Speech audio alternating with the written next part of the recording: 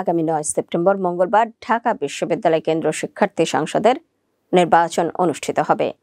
ঠিক এর একদিন আগে সংবাদ সম্মেলনে শিক্ষার্থীদের কাছে বিশেষ আর্জি পেশ করেন বাম জোট সমর্থিত প্রতিরোধ পরিষদের জিএস পদপ্রার্থী মেঘ মল্লার বসু।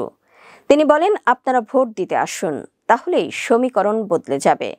ভর দুপুরে হুইল চেয়ারে বসে স্লোগান দিতে দিতে মধুর ক্যান্টিনের সামনে যান মেঘ মল্লার বসু। ডাকসুর এজিএস প্রার্থী সংবাদ সম্মেলনে তুলে ধরেন এই কদিন ক্যাম্পাসে থাকতে না পারার কারণ।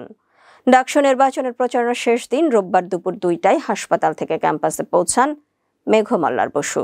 আমার এখন পর্যন্ত সেলাই খোলা হয়নি, আমার পেটের উপর চাপ দেওয়া সম্পূর্ণ পরিমাণে মানা। তার হয়ে প্রচারণা চালানোর জন্য সহযোদ্ধাদের প্রতি কৃতজ্ঞতা জানাতেও ভুল করেননি মেঘ মল্লার। শারীরিক অসুস্থতা নিয়ে গত 1 সেপ্টেম্বর পান্থপথের হেলথ অ্যান্ড হোপ হাসপাতালে ভর্তি হন ছাত্র ইউনিয়ন একাংশের ঢাকা বিশ্ববিদ্যালয় শাখার সভাপতি। হাসপাতালে তার অ্যাপেন্ডিক্স অপারেশন হয়। সদ্য প্রয়াত বদরুদ্দিন উমরের প্রতি শ্রদ্ধা জানিয়ে সংবাদ সম্মেলন শুরু করেন মেঘ মল্লার বসু। তিনি বলেন, আমাকে চিকিৎসকরা বলেছেন বিশ্রামে থাকার জন্য, কিন্তু আমি ক্যাম্পাসে চলে এসেছি। রাজপথই আমাদের অক্সিজেন।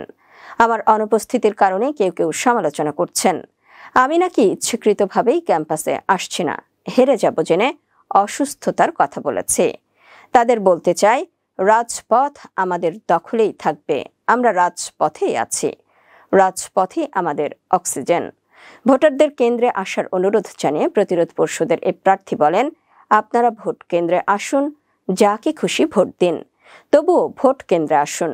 আমি শারীরিক অক্ষমতার কারণে ভোটারদের কাছে পৌঁছাতে পারি নাই। আমাকে যোগ্য প্রার্থী মনে করলে প্লিজ আমাকে ভোট দিন। ভোটের আগেই নিজেদের বিজয় হয়েছে মন্তব্য করে মেঘ মল্লার বসু বলেন, আমরা ইতোমধ্যেই জিতে গেছি। আমাদের লড়াইয়ের কারণেই এখন প্রতিক্রিয়াশীল গোষ্ঠীকেও বলতে হচ্ছে মেয়েদের হল রাত 12টায়ও খোলা রাখতে হবে। এটাই আমাদের বিজয়। আপনারা যাকে খুশি ভোট দিন, প্লিজ ভোট দিতে আসুন। যদি মনে করেন আমি যোগ্য প্রার্থী, তাহলে আমাকে এই গ্রেসটুকু দিন। সামনের দিনে ঢাকা বিশ্ববিদ্যালয়ের 40,000 শিক্ষার্থীর জনে জনে পৌঁছানোর যে দায়, সেটা আমি পূরণ করব। এই ওয়াদা আমি এখানে বসেই করলাম।